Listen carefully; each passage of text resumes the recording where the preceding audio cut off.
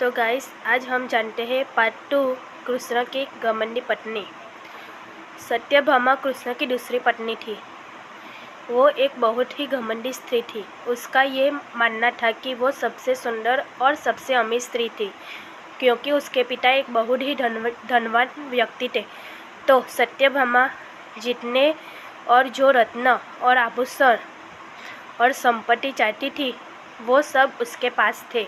स्वाभाविक रूप से घमंड उसकी एक बड़ी समस्या थी।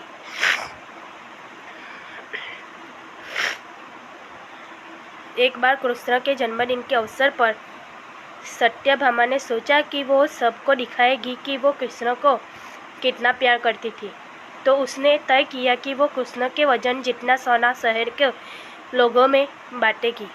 एक बार कृष्ण के जन्मदिन दिवस के अवसर पर सत्यभामा ने सोचा कि वो सबको दिखाएगी कि वो कृष्ण को कितना प्यार करती है। तो उसने तय किया कि वो कृष्ण के वजन जितना सोना शहर के लोगों में बांटेगी।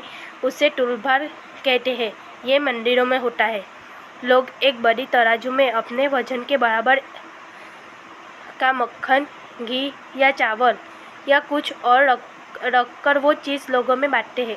चावल, नमक, दाल या सोना या वो कुछ भी आप दे सकते हो, जो देना चाहे। ये प्राचीन परंपरा हमारी संस्कृति का एक हिस्सा है।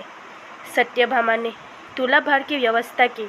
लोग बहुत प्रभावित हुए, पर कृष्ण पर इन बातों का कोई असर नहीं हुआ।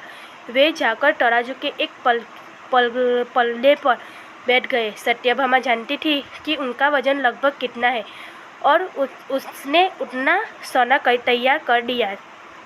सोना तैयार ही रखा था, पर जब उसने सब सोना दूसरे पल्ले पर रखा तो कांटा जरा भी नहीं हिला।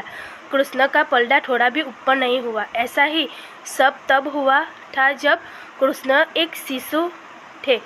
एक राक्षस आकर उन्हें ले जाने लगा।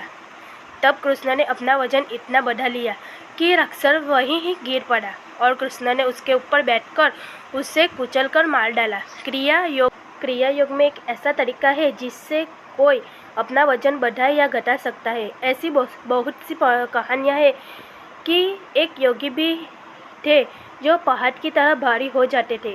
तो इस बार भी कृष्ण अपना वजन बढ़ाकर तराजू में बैठ गए। सत्यभामा ने उतना सोचा दूसरे पर रख दिया था जिसका उनके हिसाब से वजन बराबर होना चाहिए था। नहीं, तब तक शहर में सभी लोगों ये घटना देखने के लिए आ गए थे। तब उसने अपने नौकरों से वो सभी गहने मंगवाए जो उसके पास थे। एक के बाद एक वो गहने डालती जा रही थी और सोच रही थी कि काम हो जाएगा, पर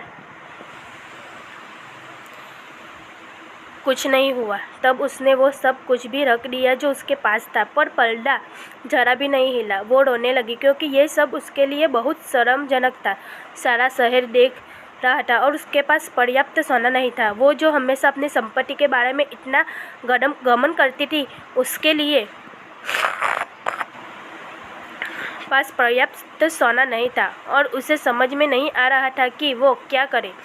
तब उसने रुक्मणी की ओर देखा, जिसने वो बहुत जलती थी और हमेशा परेशान रहती थी। उसने रुक्मणी से पूछा, अब मैं क्या करूं, क्योंकि ये